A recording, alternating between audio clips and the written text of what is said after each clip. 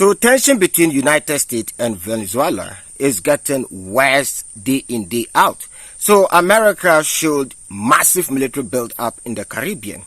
And basically it is a warning to Venezuela that the United States is ever ready to confront Venezuela.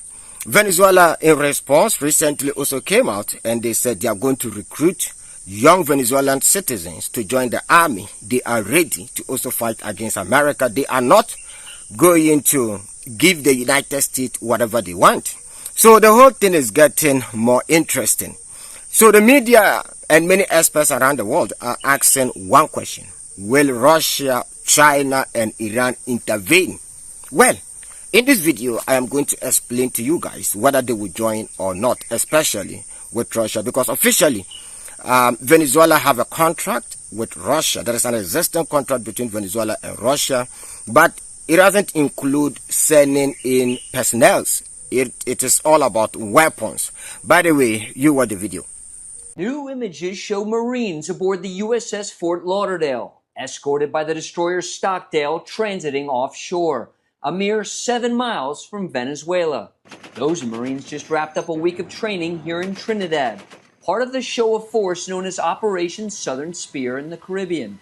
Today, the State Department designated a cartel linked to Venezuelan leader Nicolas Maduro as a foreign terrorist organization, with the administration accusing Maduro and his generals of enriching themselves in the drug trade. The administration says the new designation opens up the cartel to airstrikes, claiming the same legal authority used to destroy suspected drug boats. Should President Trump give the green light, there is plenty of firepower in the Caribbean. This newly released photo aboard the USS Gerald R. Ford shows an electronic warfare jet used to jam enemy radar and destroy surface-to-air missile sites. Russia is playing some smart geopolitical game with America currently.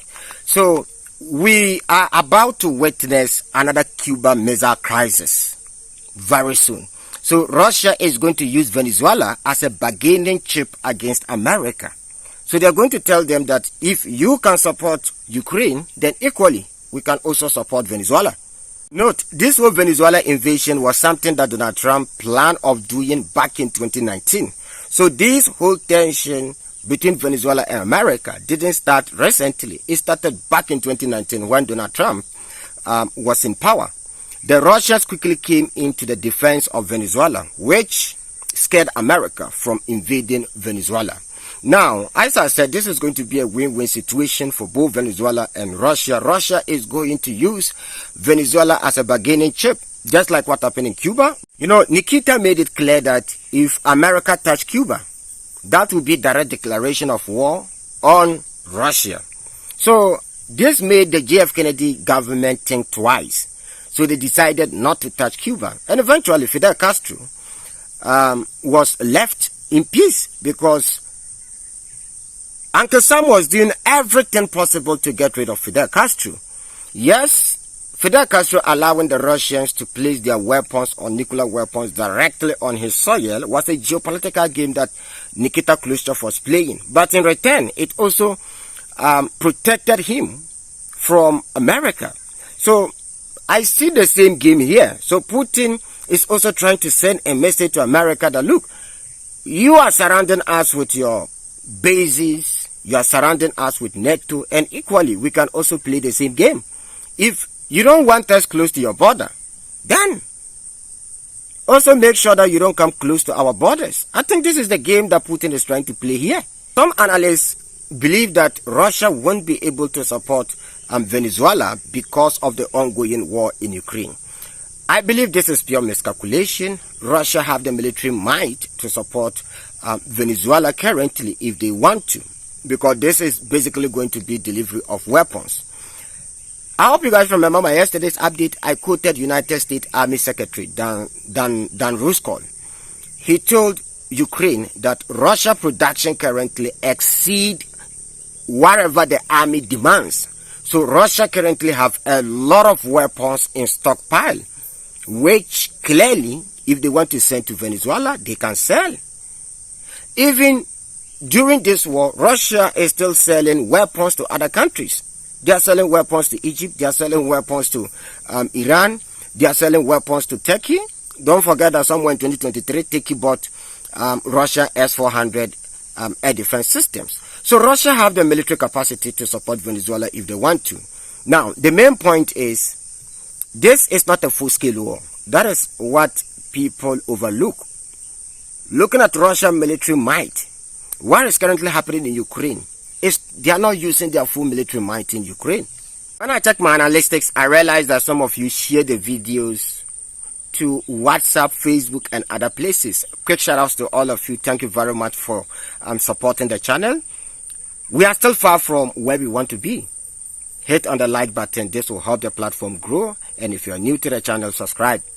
Putin's relationship with his allies is based on trust. And currently, Russia have a reputation of not abandoning their allies during difficult times.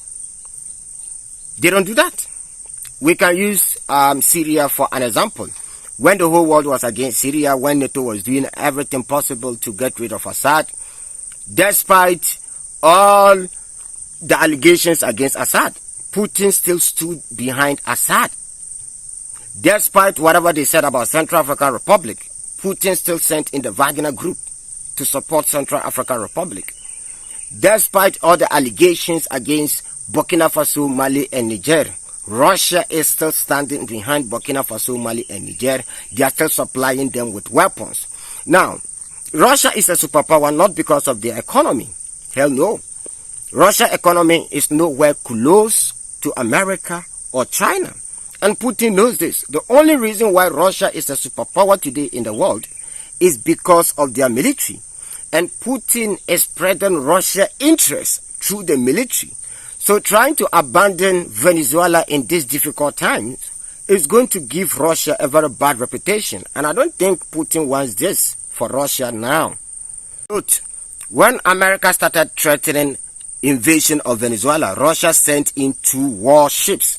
And they've supplied Venezuela with a lot of weapons already ahead of time. Well, the Russians made it clear that Venezuela has not asked for Russian support. They are only asking for military support and not personnel support. Now, this is where I personally believe that Russia is not going to step in terms of sending boots on the ground. I don't see that happening now. Well, I see them sending instructors to go in and train Venezuelan soldiers. This is a strategy that Putin has used a lot in many countries. He used the same strategy in Central African Republic, in Mali, in Burkina Faso. Yes, this was the same strategy he used. He sent in Russian trainers, basically to teach the locals how to use Russian weapons, to teach them combat techniques. This is the game that Vladimir Putin is playing. But in terms of boots on the ground, well, I don't see that happening. Maybe I am wrong. Maybe it will happen. I don't know. But as we stand now, Russia has made it clear that they are not going to send boots to Venezuela. Well, let's go to Ukraine. So a lot of Ukrainians are running out of the country. Morale is currently collapsing in Ukraine. Many people are not interested in this war. They don't just want to fight, right? So all the propaganda they made, a lot of people in Ukraine currently are realizing the truth. And these guys are leaving the country in mass numbers. A German media house interviewed some of these guys who decided to leave the country. Well, it's quite interesting. I listened to the whole thing and it was quite interesting to me because these kids are like, we can't fight against Russia. Russia is far stronger than us, and sooner or later they are going to win against us, so there's no point in going out there to go and fight and die for these politicians. Well, I know some people will say that I am lying.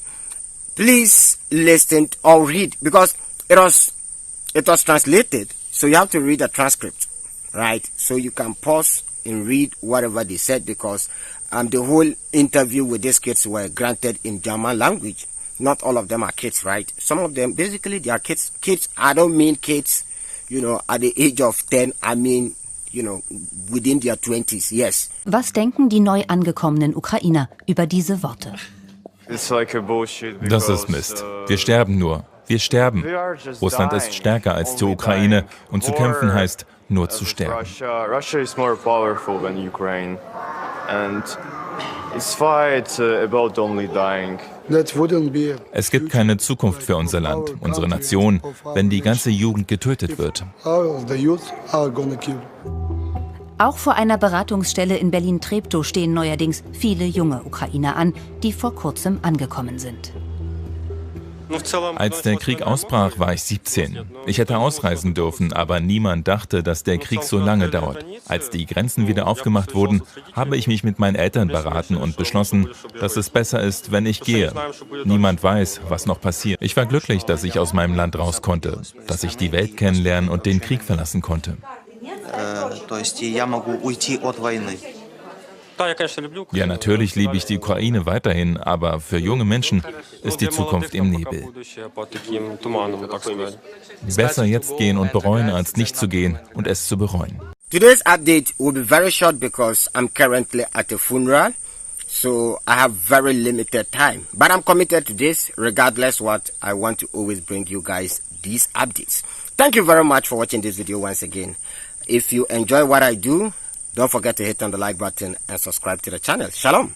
See you guys in the next episode.